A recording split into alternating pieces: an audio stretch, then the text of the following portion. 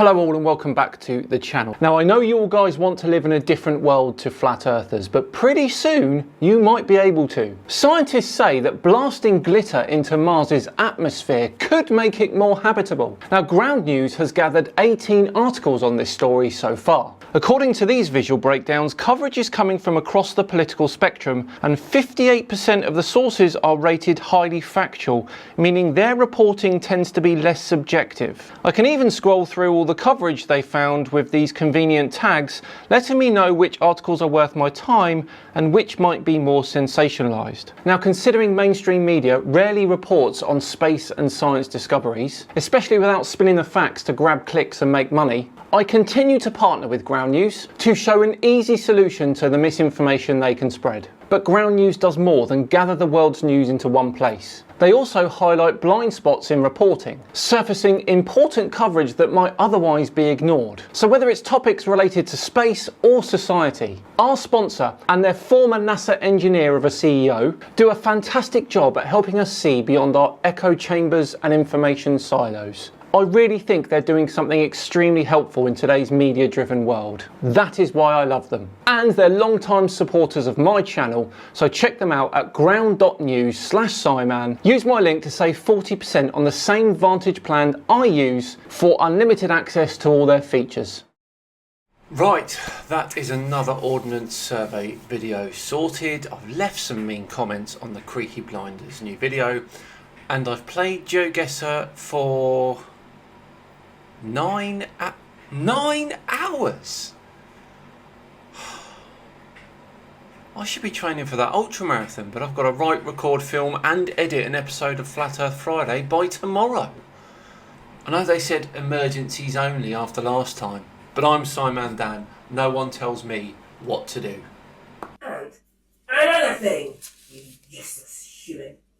Next time I tell you to clean that gauntlet, I'm housing. But do a better job. Pal, I did. I wiped it down and everything. Give it a proper scrub. It smells like mouldy cheese on your wrists. Oi! I didn't say Ah, good FTFE. I'm a little busy, so I'm going to give you the honour of writing another Flat Earth Friday again. I did not give you permission to leave. But do you think you are leaving like that? I didn't. Look, you know, this actually hurts me quite a lot every time you use that, because it breaks me down bit by bit and then builds me back up from scratch. Sounds like you problem. Oh no, you don't! Why are you leaving in the middle of me talking, Fight? That's rude. Anyway, if you write the script, what? Hey, get back here! Do that again. I'm going to this. What the?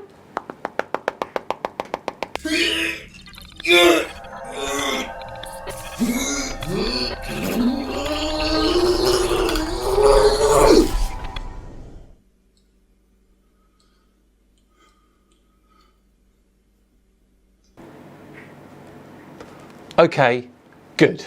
Anyway, I'm off to do a light 50-mile jog, and when I get back, that video better be ready for Flat Earth Friday, or you won't be getting your yearly bonus from NASA. I'll send you back to get started. The teleporter's not working, and I need to do that 50-mile jog, so just use my set. Just be done by the time I'm back, and run the vacuum round as well while you're at it.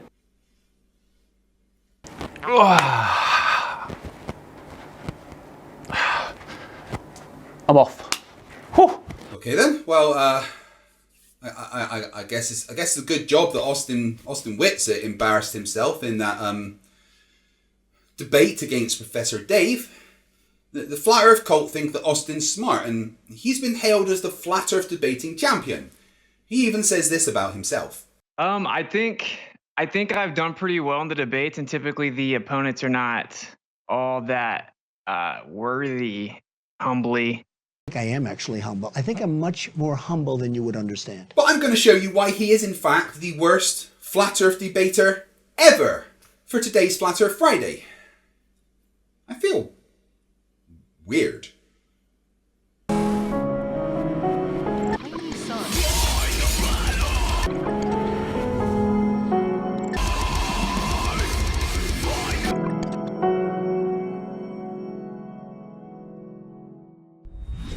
I'm FTFE. Welcome to Flat Earth Friday. You can normally find me over on my channel attempting to teach grown adults what up and down is during Flat Earth debates. But today I've been forced against my will to cover for Dan. So Austin Witsit, he's a flat earther that insists he's smarter than me, that he's smarter than you. Frankly, smarter than Einstein. Recently he debated Professor Dave and well, it didn't go well for him. Wait, my question is, Yum, yum, yum, yum, yum, yum. Like at all. One of the best debunks of Flat Earth is a very simple fact. It's the fact that in the north, the stars rotate counterclockwise around Polaris, and in the south they rotate clockwise around an area near the Southern Cross. Professor Dave explained it like this. Number one, the observations of the stars. In the northern hemisphere, the stars rotate counterclockwise. In the southern hemisphere, they rotate clockwise. This makes absolutely no sense on the pizza land. Why would the sky be rotating in opposite directions just depending on where you're standing? Also, why can't we all see the same stars? If you have a line of sight to a star, you should be able to see it. Both of these make perfect sense. On a rotating sphere, you have two celestial poles, and the Earth is rotating, and then we can't see through the Earth. That's why you can't see certain stars. So in the north, can't see Southern Cross. In the south, can't see Polaris. Simple, right? That's exactly what we expect on the globe. Look at this demonstration. Using solar system scope, you stand in the northern hemisphere, and whichever way you look, the stars rotate counterclockwise around Polaris. Even at the equator, looking north, all the stars rotate around Polaris. And in the southern hemisphere, the stars rotate the opposite way, around an entirely different set of stars. This is, of course, because the Earth is a globe and all the stars are really, really, really far away. But Austin Witsit is a flat earther, and flat earthers are all idiots. So this was his response. I'm asking you on your flat plane, explain the observations of the celestial sphere. In the north, you get counterclockwise rotation. In the south, you get clockwise rotation. Explain that to me on your default flat plane. Explain it. Yeah, so the counterclockwise and clockwise direction is super simple. It's based on looking different directions. Your better question is, why does it go around a singular point, is what you're trying to say. No. I'm asking about the direction. I'm asking about the direction. It just looking opposite directions would make them go the opposite directions. Brilliant, Austin. Brilliant. So the guy that says he's smarter than Einstein says it's because of the direction you're looking and disagrees that the stars all rotate counterclockwise when you're in the northern hemisphere. Well, that's just proof that this absolute genius that's smarter than all of us put together doesn't even understand the thing that he is arguing against.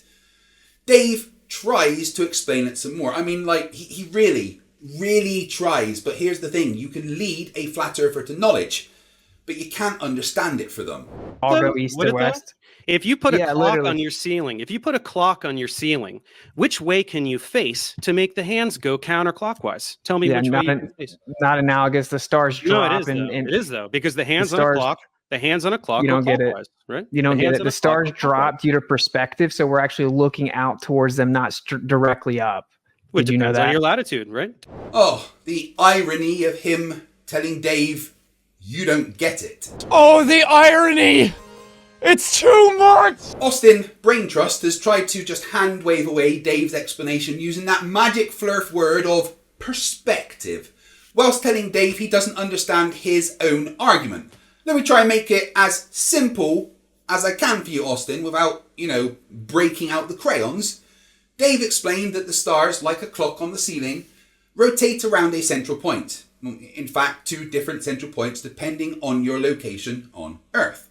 Now, imagine that clock on the ceiling and imagine the hands of that clock getting bigger and going outside of the clock face. They keep growing along your ceiling and down your walls.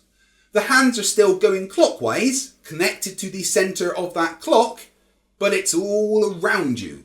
Imagine that the hands on the walls have shiny spots on that are the stars. Now the stars are all rotating around the centre of that clock, even though they are on your walls and apparently moving in straight lines. There is nowhere that you can stand in the room to make those stars rotate the other way. That's as simple as I can get it for you, Austin. Really, please understand. Wait, do you Maybe agree looks that if better. if I was looking out and something was spinning one way and then I looked at it from the other direction, it'd look like it was spinning the opposite No, way? it Yes or no? wouldn't.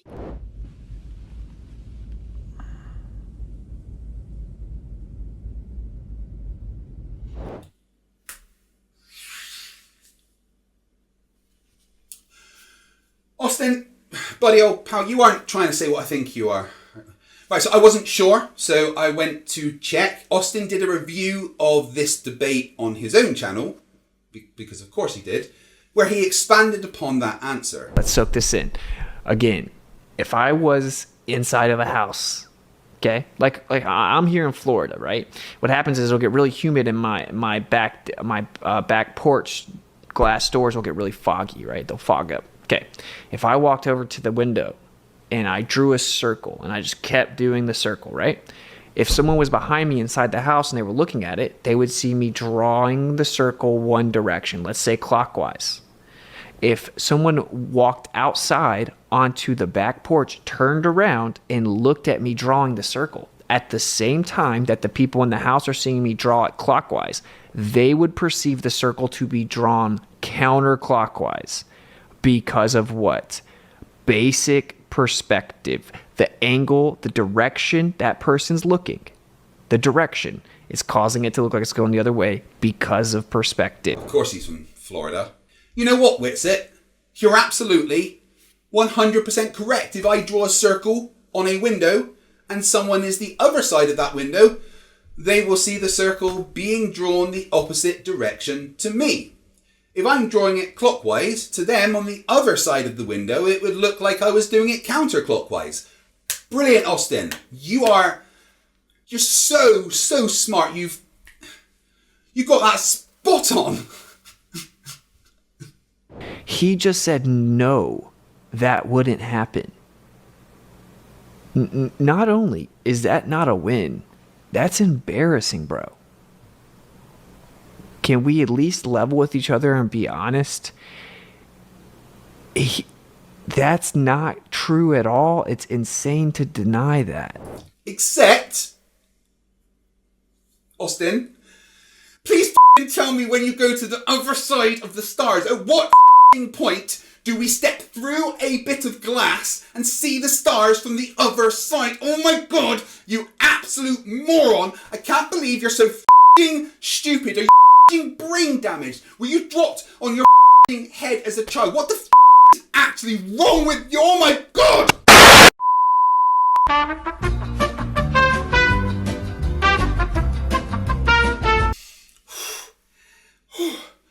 Yeah, sorry about that, guys. That amount of stupidity tends to trigger me. The fact is that this is a slam dunk flat earth debunk. There has never been any flat earther that has come anywhere close to debunking this. Austin's attempt was so bad that frankly I was embarrassed for him. But this is flat earth. This is the Dunning-Kruger effect. Austin thinks he's the smartest person on earth. He's so confident in his intelligence, but he's the kind of guy who would fail an open book test because he'd argue with the book. He's out here dropping words he doesn't understand, convinced he's cracked the secrets of the entire universe when he can't even crack open a basic science textbook. The debate was so full of Austin being incredibly stupid and misunderstanding incredibly basic things that it would be frankly inhumane to put it all in one video and force you guys to watch. So I'm going to cover more of it over on my channel in my new series of Flirfs Are Idiots. And hopefully that's good enough for Dan, because I need to kind of be getting home. Oh, here it comes. Okay, Fight, thanks for that. I'm going to send you back now. Let's have a look. Oh, for Sagan's sake, I'll just phone NASA to support, see what's going on.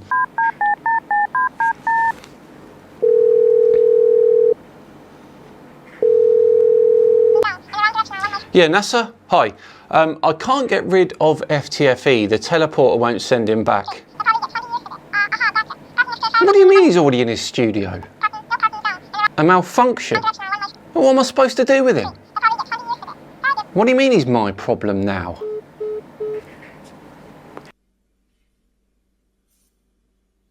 Get in the basement. You live there now.